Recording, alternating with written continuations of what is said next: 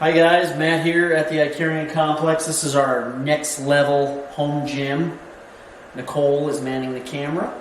And I just wanted to introduce to you one of our first additions is this Smith machine squat rack combination. We bought it from Walmart.com. It was pretty budget friendly. We bought this because it's actually pretty difficult to find a Smith machine squat rack combination exclusively. It's always either just a Smith machine or it's a Smith machine combined with a fly machine. It does everything. And we didn't want that because we have other pieces of equipment in here that are going to cover those bases. So we managed to find this. There was very limited reviews on it. That's the primary reason we wanted to make a video with it. And for the price, we figured it was worth taking the risk. Nicole was pretty hesitant on this because of the yellow, which I'm personally not a fan of the yellow either. She called it the Tonka truck Smith machine. So I did have to do some convincing there with her to get her to agree to pull the trigger on it. But it really, for what we needed, it was perfect in dimensionally, so we took the risk and we went ahead and ordered it and we got it for a great price. So now we're going to do a video, a fast forwarded video of me assembling it. Hopefully we can kind of speed it up, and after the end of that we'll kind of give you a rundown and a review.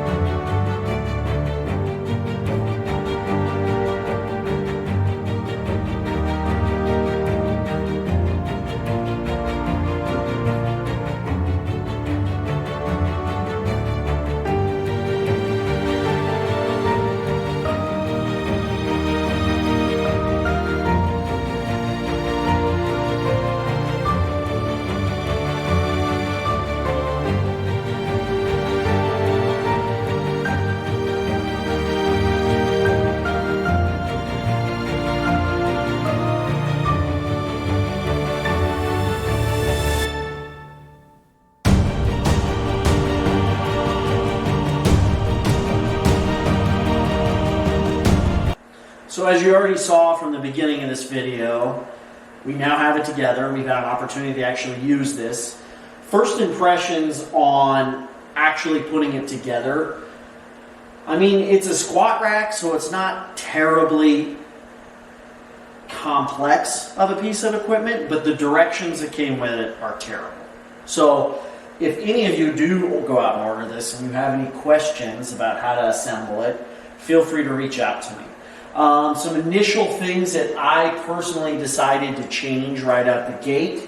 I was a little concerned with the steel thickness and just some of these bolt heads crushing into them. So I went ahead and just added washers right away.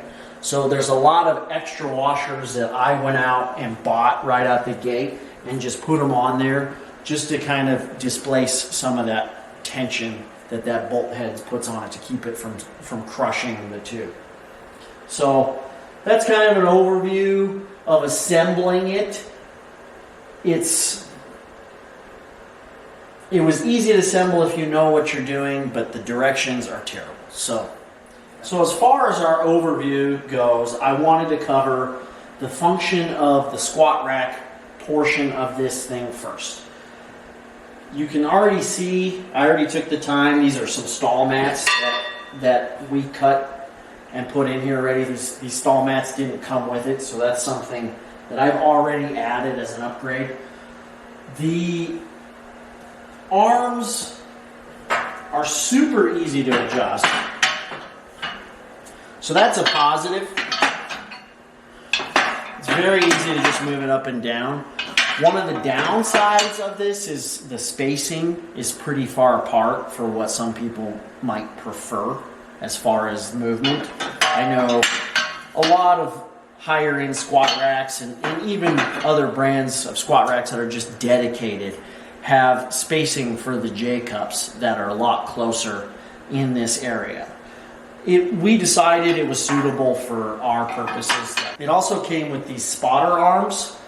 You'll also notice initially there's no like UHMW or anything on top here.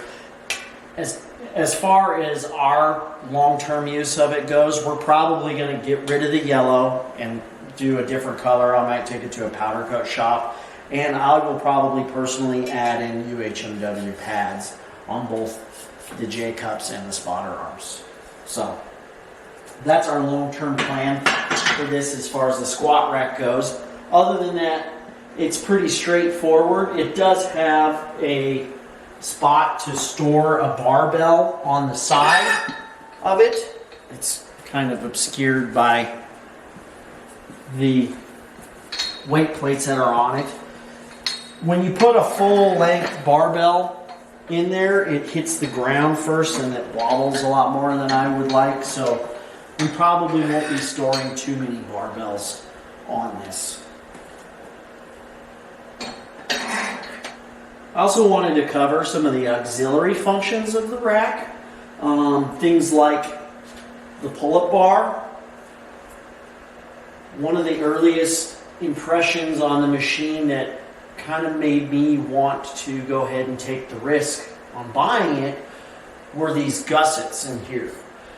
These gussets really do help with adding a lot of stability, and every welded joint on this machine has a gusset. So even though the machine itself is made out of a little bit thinner steel than I would prefer, the gussets kind of add back in some of that support and rigidity.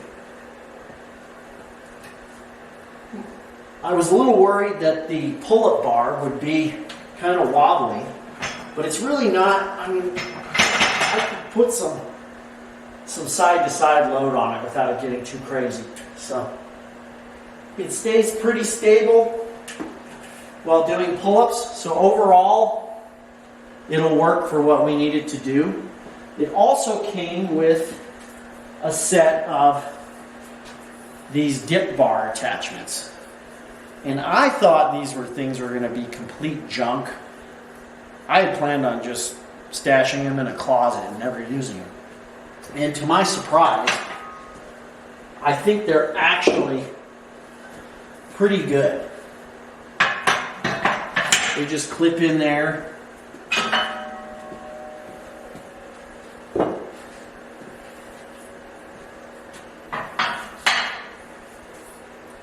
And one of the things I'm actually surprised about is I was worried that the frame itself, you could feel it kind of bow in when you get on the dip bars.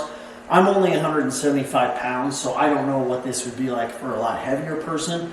But for me, I don't really seem to feel a lot of problem as far as using these dip bars. So pleasantly surprised by the dip bars and the pull-up function. It did also come with a landmine attachment. Now we're going to have a dedicated T-bar station, so I would say we are probably never going to use this, but if you wanted to use it, it slides into either side of the rack. You can also see that the fact that we already put a stall mat in here kind of interferes with its function. So I would say I can't really give any good impressions on the landmine attachment. So overall, I think we are very happy with this purchase. We picked it up for the $600 range, I think, right before Christmas. And the nice thing about that is to consider that it gets shipped to your door by Walmart. I've also seen this on eBay. I think I've seen it on Amazon under various names. The price can range up to like $1,200. Probably at about that $1,200 mark, you might start considering other brands or looking around to see what else is available as far as quality goes. Just because there are some things I feel like personally I would like to put a little bit of labor in and upgrade to make this just a little bit nicer of a squat rack. But very happy, especially when we were hunting for this. We were looking at Smith machines from the 90s that people were trying to sell on Marketplace for over $1,000. So we picked this up for somewhere in the $600 mark. It was delivered to our door. So I think it's always good to get out there and see what's available to buy new before you just go buy used stuff, because sometimes the used stuff isn't always the best deal, and usually it means you have to pack it up and move it to your house. On a 1 to 10 scale, as far as a rating goes, I think I would like to give this a 7, because I am pleasantly surprised for what we paid for this. The functionality and the quality of the bearings, the solid guide rods were impressive. Some of the negatives were the fact that it's missing UHMW on the J-cups, but I think those are things that we can remedy and fix, and even change the color of the Tonka truck a little bit.